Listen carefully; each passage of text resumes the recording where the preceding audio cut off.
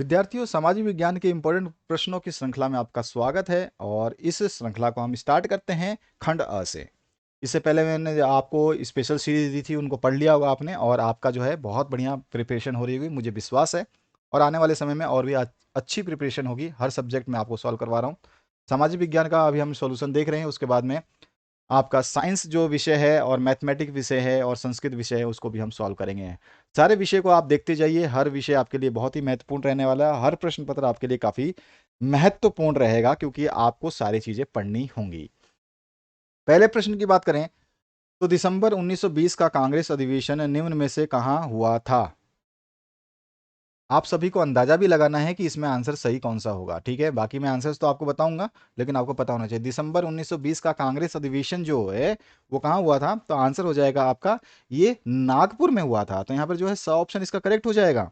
Next question की बात करते हैं। इसमें पूछा गया राष्ट्रवाद को चित्रों के माध्यम से दर्शाने वाले निम्नलिखित में से कौन है? तो चित्रों के माध्यम से दर्शाने वाले एक ही व्यक्ति हैं जिन्होंने 4 चित्रों को जोड़ करके एक चित्र बनाया था और उसी चित्र की वजह से आज माना जाता है उनका नाम, और वो है फ्रेडरिक सरायू। इसके बारे में मैं एक वीडियो बना रहा हूँ, एनिमेटेड वीडियो जो है हम आपको डालने वाले हैं आपके लिए। बहुत सारी चीज़ें जो उसमें आपको सीखने को मिलेगी, उसको हम 3D पिक्चर की तरह बनाएंगे। चिंता नहीं करना है आपको, बस सीखते जाना है। अगला जो प्रश्न है उसकी बात करते हैं। ब्रेटन वुड्स समझौते के तहत एक गठित संस्था है। ब्रेटन वुड्स जब है तो इसके द्वारा कौन सी एक संस्था जो है गठित की गई थी, तो वो आपको बताना है। तो कौन सी संस्था थी वो?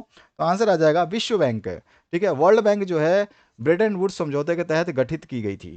तो यहाँ पे ऑप्शन इसका करेक्ट हो जाएगा। अगला जो क्वेश्चन है, पवन ऊर्जा किस प्रकार का संसाधन है? सभी को पता है पवन ऊर्जा ना ही नष्ट हो सकती है, ये नष्ट हो गई तो हम नष्ट हो जाएंगे। तो इसलिए पवन ऊर्जा क्या है? आपकी नवीनीकरण योग्य संसाधन है। ऑब्वियस सी बात है। ठीक है, समझ गए आप। चलिए अगले क्वेश्चन की बात करते हैं। यहाँ पे वन मृदा कहाँ पाई जाती है? वन मृदा, ध्यान रखिएगा, यहाँ पे वन मृदा पूछी गई है, जलोढ़ मृदा नहीं पूछी गई है। तो वन मृदा जो है ये हमेशा पर्वतीय क्षेत्रों में पाई जाती है। ठीक है, अब बोलोगे वन मृदा या पर्वतीय क्षेत्र लिंक नहीं होता है, लेकिन इसको समझने के लिए विस्तार से थोड़ा सा आपको पढ़ना पड़ेगा। तो अभी पढ़ने का समय नहीं है, लेकिन हम सोल्यूशन याद रखेंगे। ठीक है, नेक्स्ट क्वेश्चन की बात करते हैं, जहाँ पे आपको छठा प्रश्न पूछा गया है। आपको स्टार्टिंग के पता ही है कि 12 क्वेश्चंस जो है आपके एमसीक्यू रहेंगे। तो इनमें से कौन सी टिप्पणी प्राकृतिक वनस्पति जात और प्राणी जात के ह्रास का सही कारण नहीं है? तो कौन सी चीज है जो इसमें प्राणी जगत और वनस्पति जात के लिए हानिकारक नहीं मानी जाती है, ह्रास का कारण नहीं माना जाता?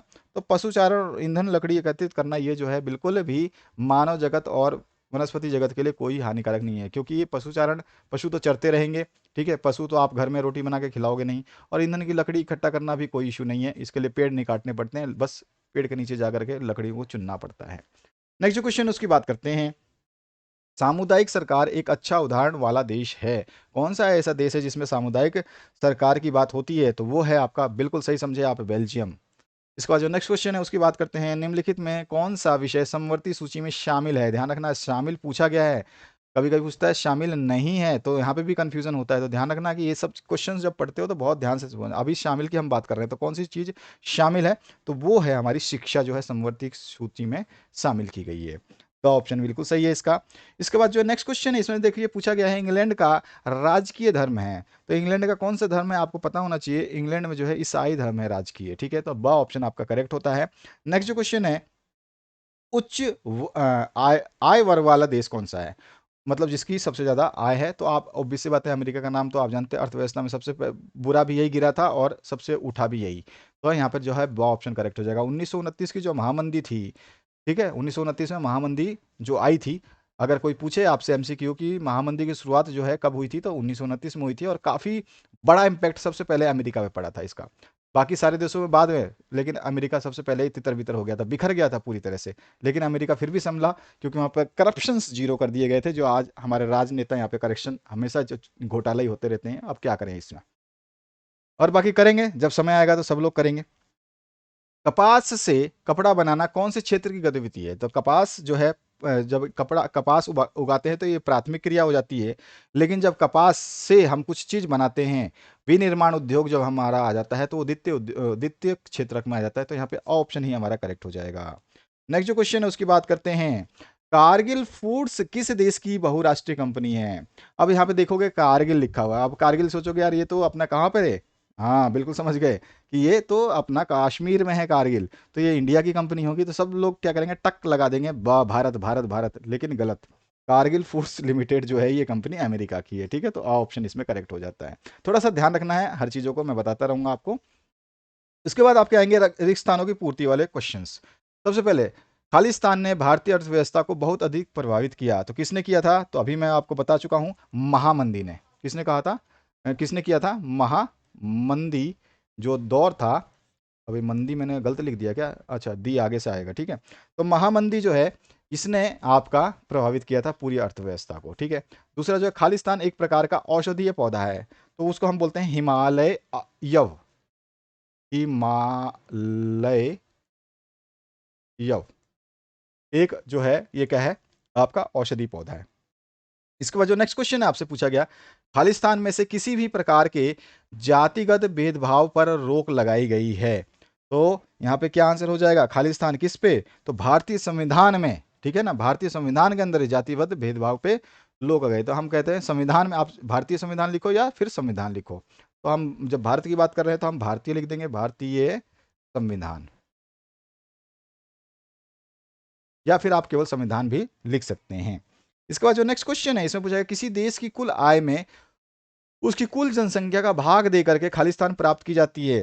तो जब हम पूरी कुल आय में कुल जनसंख्या का जब भाग देंगे तो हमारे को कुल जो है वो मिलेगी औसत आय। क्या मिलेगी, औसत आय, जिसको हम बोलते हैं एवरेज इनकम। इसके बाद जो नेक्स्ट क्वेश्चन है, इसमें पूछा गया आपसे, एक वस्तु का अधिकांशतः प्राकृतिक प्रक्रिया से उत्पादन किया गया। मैंने कहा कि प्रकृति से जो भी चीज मिलेगी वो कौन से क्षेत्रक की बात होगी, वो होगी हमें प्राथमिक क्षेत्रक की, तो हम यहाँ पे लिख देंगे प्राथमिक, ठीक है।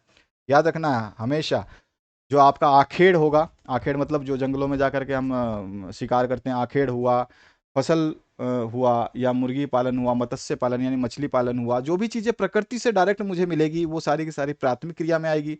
और जो प्रकृति से मिली हुई चीज़ को अगर मैं कुछ यूजेबल प्रोडक्ट बनाऊंगा तो वो द्वितीयक क्रिया में आएगी। और तृतीयक क्रिया जो है सेवा क्षेत्रक के नाम से जाना जाता है। तृतीयक के क्षेत्रक में आपका बैंकिंग सेवा, परिवहन सेवा, संचार सेवा, ये सारी सारी चीजें आती हैं तृतीयक क्षेत्रक में, ध्यान रखना है आपको, उनको सेवा क्षेत्रक भी बोला जाता है। अगला जो प्रश्न है इसमें, खालिस्तान की प्रक्रिया के फलस्वरूप भारत में सूचना और प्रौद्योगिकी का पर्याप्त विकास हुआ है, तो किसके वजह से हुआ है, तो हमारा आंसर क्या हो जाएगा, उदारीकरण की वजह से, ग्लोबलाइजेशन की वजह से। तो उदारीकरण भी हम लिख सकते हैं, उदारीकरण, ठीक है, उदारीकरण की वजह से जो है, उदारीकरण की प्रक्रिया के फलस्वरूप जो है भारत में सूचना और प्रौद्योगिकी का जो है ग्लोबलाइजेशन, हम इसको इंग्लिश में बोलते हैं। नेक्स्ट जो पार्ट है आपका थर्ड क्वेश्चन। अब यहाँ पे जो क्वेश्चंस आएंगे एक एक नंबर के पूछे जाएंगे और आपको आंसर्स देने होंगे, क्योंकि यहाँ पे आंसर्स लिखे नहीं होंगे और खालिस्तान में भी आपको ऑप्शंस नहीं मिलेंगे, ध्यान रखना है। तो जो क्वेश्चंस बताए जा रहे हैं अभी तक मैंने आपको जो वीडियोस दिए हैं उनको जरूर पढ़िएगा।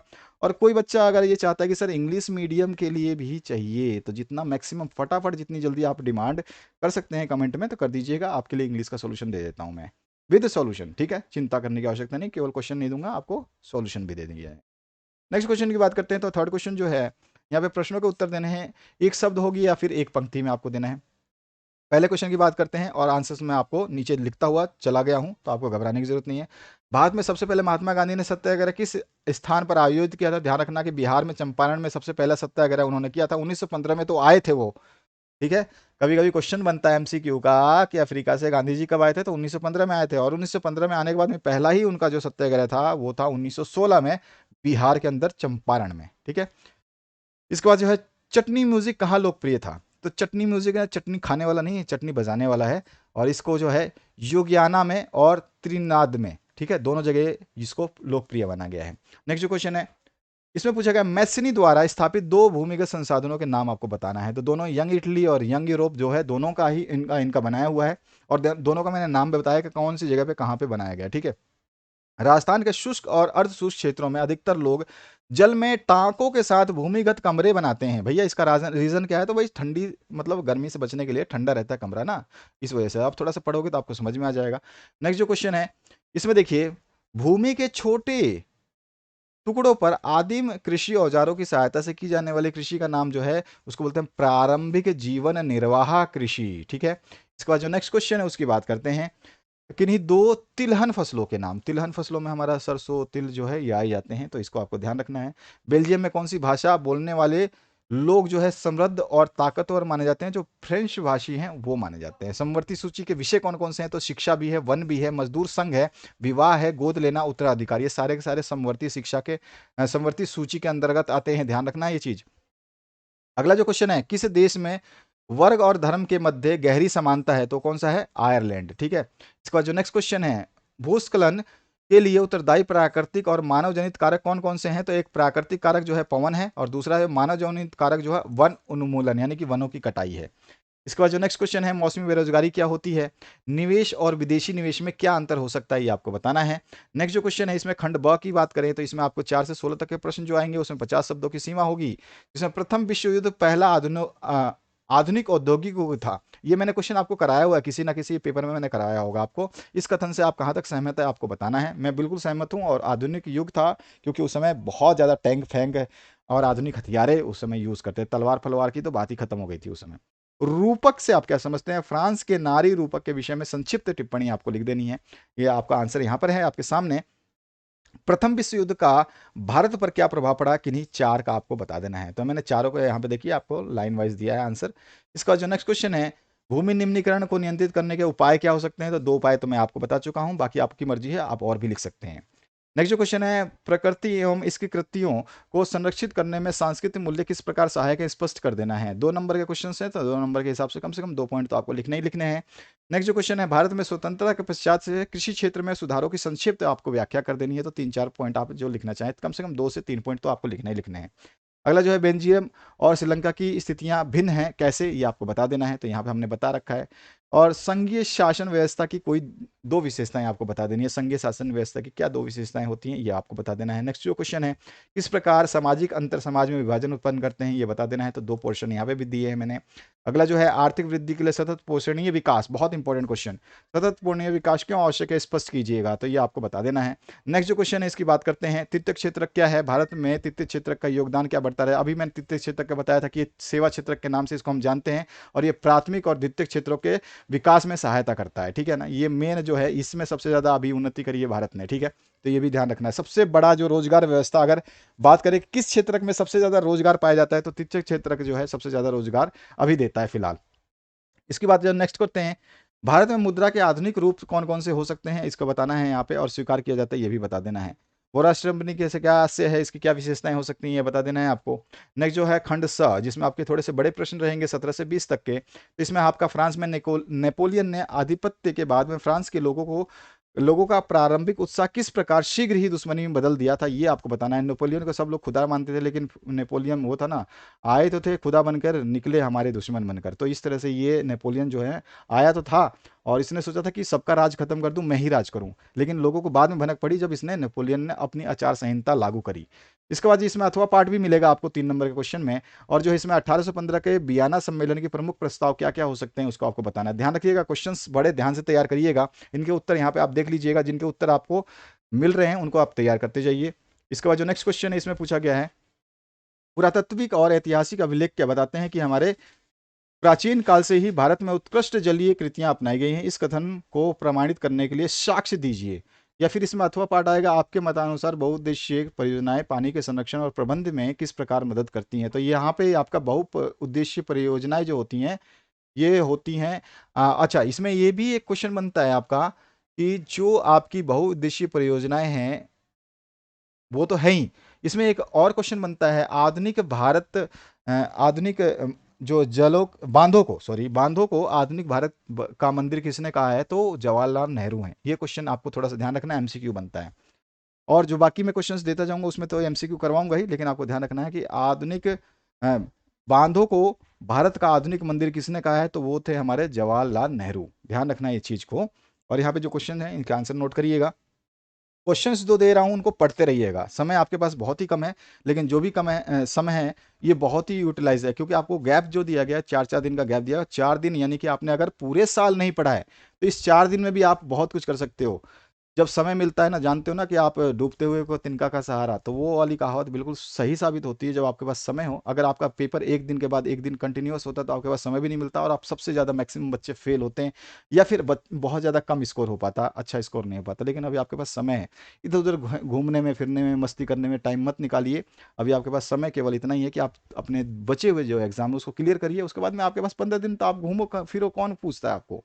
लेकिन 15 दिन जो आपको दिया गया है बोर्ड की तरफ से टाइम, बहुत अच्छा दिया गया है। मैं मानता हूँ बहुत विशेष टाइम दिया है राजस्थान बोर्ड ने, ऐसा कोई भी टाइम टेबल अभी तक मैंने नहीं देखा किसी भी बोर्ड का। तो सांप्रदायिकता क्या है? राजनीति में अनेक रूप धारण कर सकती है सांप्रदायिकता, यह बताना है। किन्हीं 3 रूपों को आपको बता देना है। भारत में महिला की राजनीति में भागीदारी बढ़ाने के लिए कोई 3 उपाय आपको सुझा देने हैं, तो ये भी क्वेश्चन बहुत इंपॉर्टेंट है। नेक्स्ट जो क्वेश्चन है उसकी बात करते हैं, उत्तर आप यहाँ से नोट करेंगे। स्वयं सहायता समूह क्या है, ये किस प्रकार कार्य करते हैं, या फिर अपने तर्कों के द्वारा सिद्ध करना है कि ऋण का औपचारिक स्रोत लोगों को आर्थिक शोषण से मुक्त दिलाता है, कैसे, ये भी आपको बता देना है। तो दोनों में से कोई एक क्वेश्चन करना है आपको, बेहतरीन तरीके से करना है। नेक्स्ट जो क्वेश्चन है उसकी बात करते हैं। इसमें खंड द जो है आपका मानचित्र संबंधी प्रश्न भी आएगा इसमें। तो यहाँ पर जो देखिए, भारत में राष्ट्रवाद के विकास में विभिन्न सहायक तत्वों की का योगदान जो है आपको विस्तार विस्तार से बता देना। इसमें अथवा पाठ मिलेगा। खिलाफत आंदोलन क्या था, राष्ट्रीय आंदोलन में इसका क्या महत्व है, इसका वर्णन कर देने हैं। अब आ जाइए इसके क्वेश्चन के आखिरी पड़ाव की तरफ हम बढ़ चुके हैं, जिसमें आपसे पूछा गया है दबाव समूह को उदाहरण, यानी कि उदाहरण के साथ में आपको समझाना है। इसमें अथवा पाठ भी है। दबाव समूह और आंदोलन राजनीति को कैसे असर डालते हैं या कैसे प्रभावित करते हैं, ये क्वेश्चन घुमा दिया जाता है, तो आपको ध्यान रखना है थोड़ा सा। इसके बाद जो नेक्स्ट क्वेश्चन है उसकी बात भी करते हैं। तो सारे क्वेश्चंस के आंसर्स आप देख ही रहे हैं, आराम से इन क्वेश्चंस को पढ़िएगा, एक बार समझिएगा, तभी जाके आपको मजा आने वाला है। और दिए गए भारत के मानचित्र में आपको नागपुर, जमशेदपुर और बेलाडिला, और उसके अलावा जो है कैंगा, इसको, या फिर करीमनगर, मैंगलुरु और सिंगरेनी और रत्नागिरी, ये इनको आपको मेंशन करने हैं। तो यहाँ पे देखिए इसको मैंने मेंशन किया हुआ है, जैसे कि कुछ, जैसे जमशेदपुर है और नागपुर है और बेलाडिला है और कैंगा, इन सभी को मेंशन किया हुआ। बाकी को आप मेंशन कर लीजिएगा। नेक्स्ट पेपर में आपको और भी मानचित्र वर्क में दूंगा और बहुत सारे सॉल्यूशंस दूंगा, एमसीक्यू दूंगा, खालिस्तान दूंगा। उनको जरूर पढ़ते रहे और तैयारी करते रहे। कोई भी पेपर छोड़ रहे हैं तो इसका मतलब आप एक एक नंबर कम करते जा रहे हैं, ये भी ध्यान रखिएगा।